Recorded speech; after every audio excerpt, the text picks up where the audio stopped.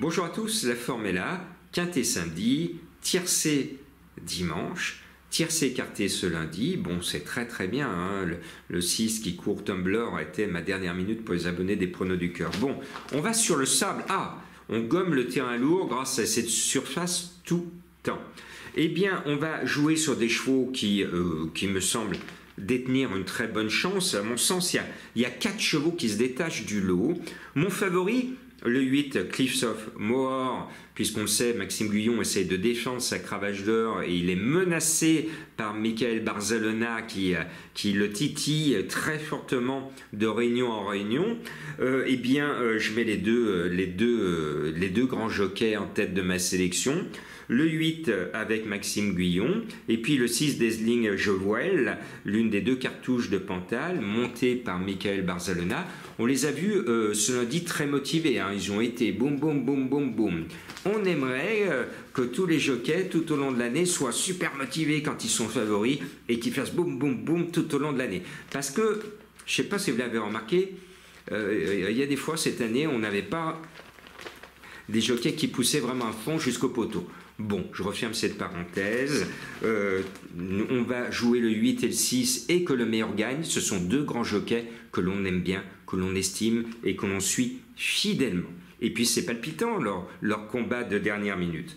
Le Nobleman est la 2e cartouche de M. Escuder qui monte du Midi pour honorer cet engagement.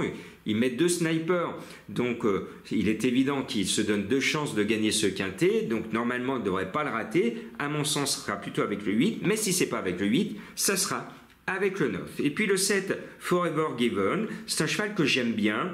Il est abonné aux 3e place, c'est pour ça que je le mets 4e, parce que s'il poursuit sa collection de 3e place, il va être 3e du tiercé, c'est bien, il ne va pas taper loin.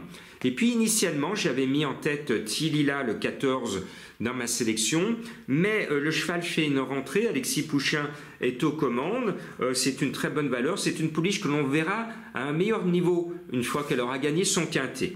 Le 10, After Midnight, j'avais oublié Marie Vellon récemment et elle gagne un quintet avec brio, donc je me suis promis de ne pas l'oublier. Elle monte pour Monsieur Graffard qui a gagné cette année les King George en Angleterre, donc on lui doit le respect.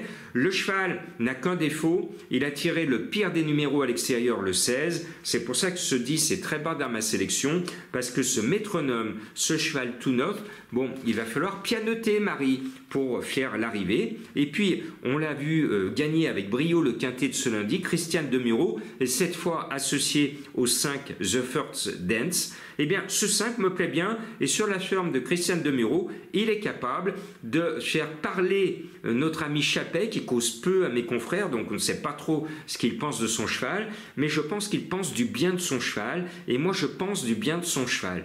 Donc je mets le numéro 5. Et puis, j'aime bien Stéphane Voitel, même s'il est hors de ses frontières, lui, le Deauvillais. Il nous présente, il insiste, hein, avec Day Trader, le 12. Le cheval a été un peu décevant ces derniers temps, mais lui, c'est pile le cheval de quintet, de gros handicap, c'est-à-dire c'est un cheval qui est un peu juste en valeur, et il faut que tout se passe bien pour qu'il entre dans le quintet. C'est la différence avec les 4 chevaux qui sont en tête de ma sélection. Lui, il est un peu juste, il n'est pas des mieux placés au poids, donc il faut vraiment qu'il ait un parcours sur mesure, brodé dans le marbre. J'aime bien cette expression, c'est l'expression de Jean-Marc, brodé dans le marbre. Voilà. Et bien ce 12, malgré tout, et comme ça va être le roi des quintets, parce que quand les bons poulains et surtout les bonnes pouliches iront voir au niveau supérieur, bah lui, l'année prochaine, il sera encore dans les quintets. C'est une bête à quintet, donc ce 12, je le mets. Et je termine avec un petit cheval mystère.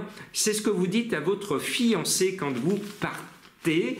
Et essayer de trouver ce cheval mystère.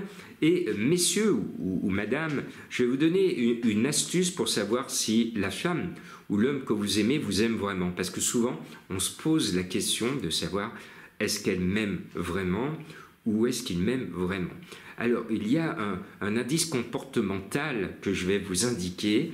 Et quand vous partez et que vous dites le nom de mon cheval mystère, si la dame s'en va et qu'elle ne se retourne pas, si l'homme s'en va et qu'il ne se retourne pas, que vous restez à regarder la personne que vous aimez partir, si cette personne ne se retourne pas, c'est qu'elle ne vous aime pas sincèrement. Chut, je ne vous ai rien dit, à vous de tester ce petit truc d'un homme ô combien romantique.